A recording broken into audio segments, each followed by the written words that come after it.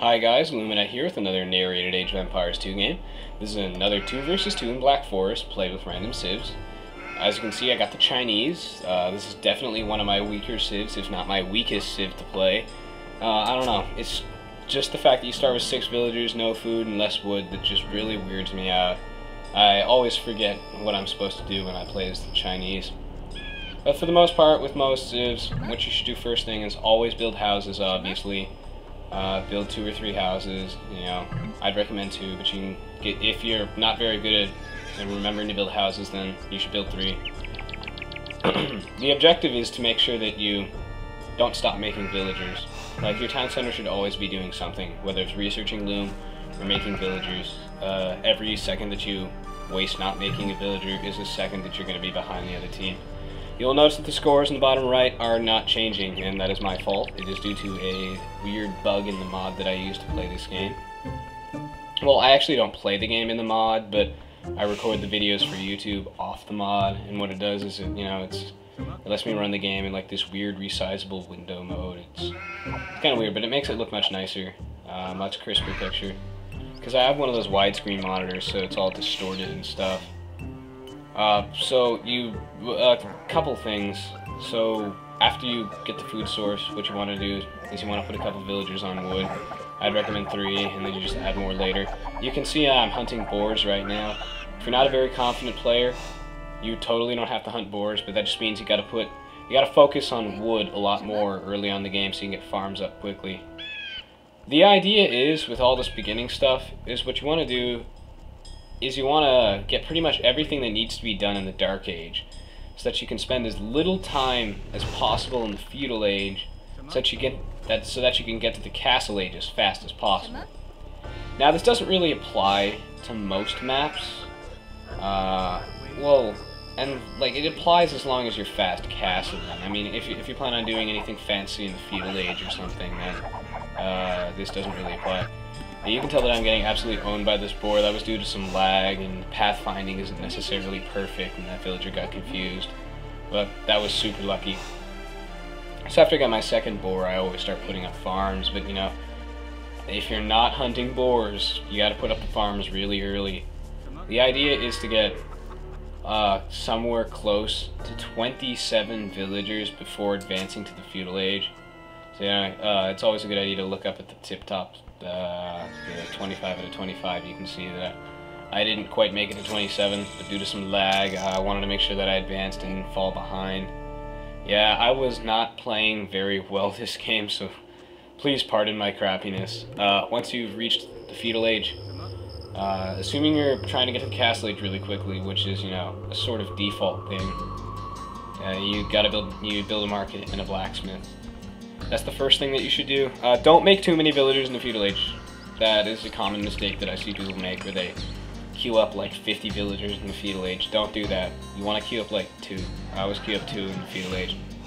And then you just wait for your food to go up. Usually what I do to get to the Castle Age faster is I sell my stone at the market.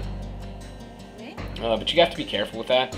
Don't sell your stone at the market if you don't have a stone mine already, because when you get to the Castle Age, the idea is to build as many town centers as possible so that you can make as many villagers as possible, and then you'll have some kind of super economy. So this match was played on Voobly, and Voobly is the successor to Zone, and it's formerly known as International Gaming Zones, or IGZ. And on that, when people play Black Forest, they play with no rules. So, as you can see, here come the knights, and it's only 18 minutes in now, and in the Castle Age, and if you don't wall, expect to get owned. If you don't wall, knights are definitely coming your way. In Black Forest, you don't need to wall first thing, but you definitely should wall in the Feudal Age, or knights are coming and you're gonna get fucked if you're not ready for that. So it's pretty nasty. PGG was planning on going for a rush.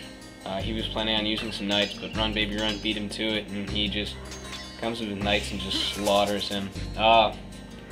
When you are rushing with any type of units, such as, knights or anything, you go for the villagers. Avoid direct combat whenever possible, because these units are precious. Losing a knight means that you just wasted 60 food and 75 gold. And the most important thing to attack early on is the enemy's lumberjacks. What you want to do is you want to scout around their base, find the lumberjacks, and then take them out. Because every time that the enemy loses a villager or the villager stops working, it just gives you a huge advantage. So it's really useful. One mistake that PGG tends to make a lot, and a lot of players do, is that when you're rushing, or when you're being attacked, or when you're attacking, or there's just any kind of early combat, that you stop making villagers. Don't do that. You wanna keep making villagers until you get about 100, no matter what's happening. It's super crucial that you keep building up, and you don't let the enemy hurt you. The biggest conflict with rushing is don't let it hurt you. You know, if you're rushing somebody, or you're being rushed, you know, try to shake it off, you know, pretend like nothing's happening, really. I mean, it's kind of hard to explain, but, you know, for every villager that he takes out is another villager that you need to replace. Don't let him hurt you. Don't fall behind. So I'll fix the score thing in just a second. I would have re-recorded it, but yeah, I figured that you guys wanted to see a video sooner or later. I noticed that PGG kind of lost all his lumberjacks, so I sent him some wood.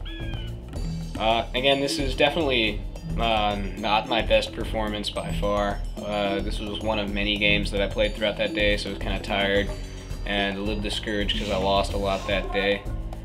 But you know, I do end up turning things around, you know, and you know, doing a lot better. If the enemy is sending knights at you and you don't know what to do, even if you're in the feudal age, make spearmen. Spearmen are really good at taking knights out. Or, well, actually they're not that good at taking knights out, but the point is that you're going to scare them away. Because if you lose a spearman, you're only losing a little bit of wood and food. If he loses a knight, he's losing quite a bit of gold and food. So it's not something that the guy will risk. So what you want to do is you want to, you know, build spearmen and put them, you know, guarding your villagers and stuff. And the upgrade to pikemen is actually a pretty important upgrade. It's always good to get in the castle age.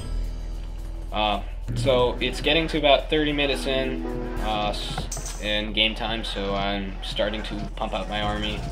Again, I was pretty slow this game. Normally I'm a lot faster. I was definitely a little distracted during this game, but it turned out to actually be a pretty awesome game, so I decided to upload that.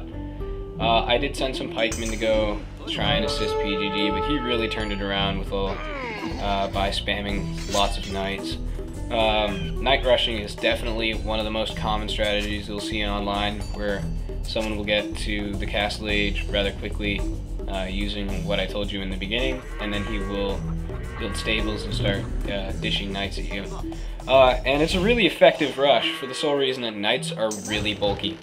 They can soak up a lot of damage from town centers, so they're not really afraid of being shot by town centers. And if possible, what you want to do is you want to stop the enemy from, you know, really being able to gather resources, whether killing villagers or getting him to ring his town bell. You know, you want to sort of, you know, paralyze him so that you can build up while he can't.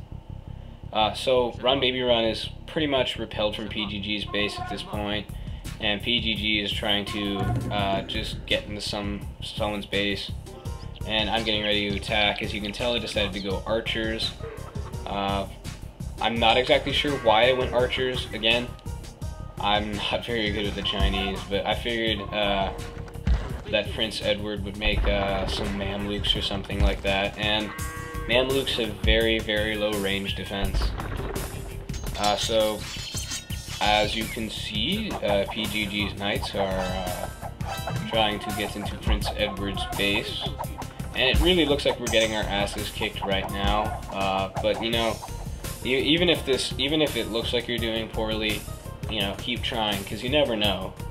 One of the best parts about Age of Empires 2 is the freedom. Is, you know, you can build anywhere, and you can build anywhere, and you can start from scratch, literally anywhere. And that's where the map Forest Nothing comes in, where you literally start where the entire map is trees, and your town center spawns in a little opening with the trees, and then, yeah, you can build up from just that. So it's pretty amazing.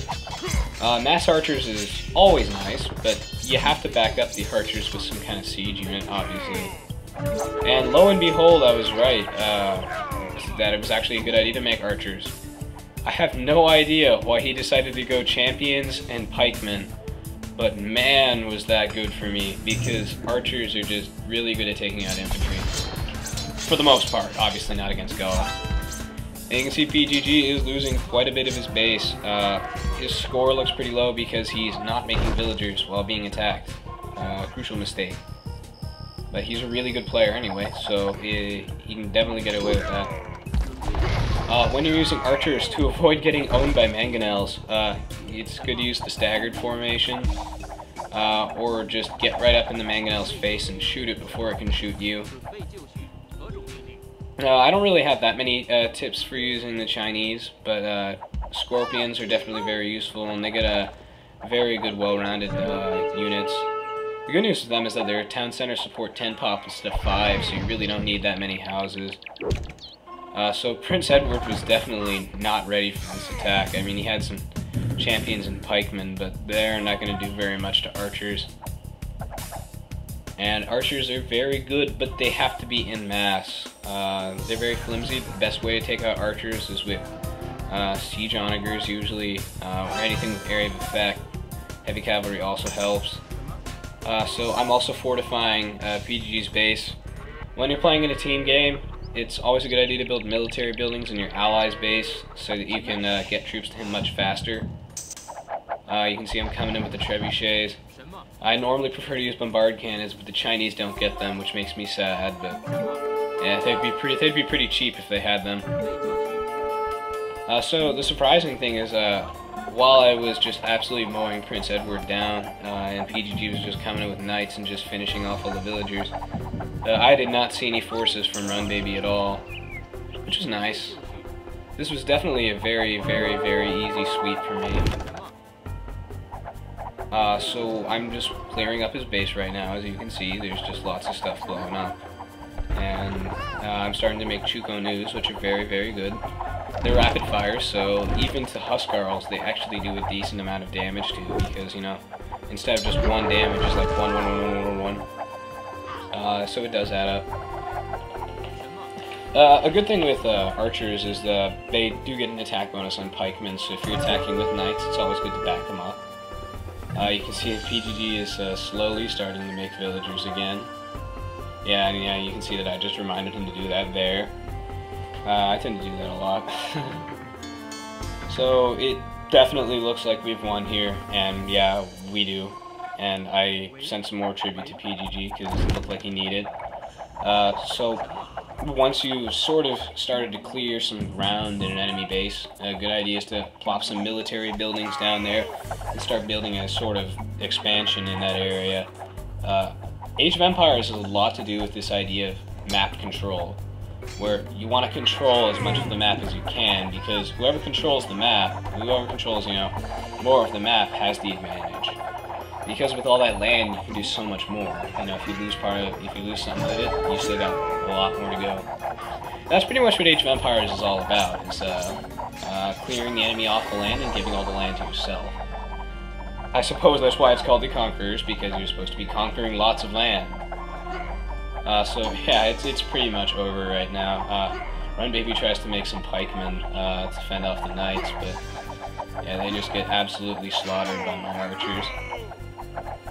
The Chinese are a really nice civ though, because they do have bombard towers, and bombard towers are really good. They're really, really obnoxious if you spam them though, but rams resist them very well. Alright, so you can see the video is ending here, and I just want to remember all you guys to rate, comment, and subscribe for more videos. I'll try to upload more frequently from now on. I was sick, so it was kind of hard for me to upload. Yeah, so thanks for watching, guys, and have a nice day.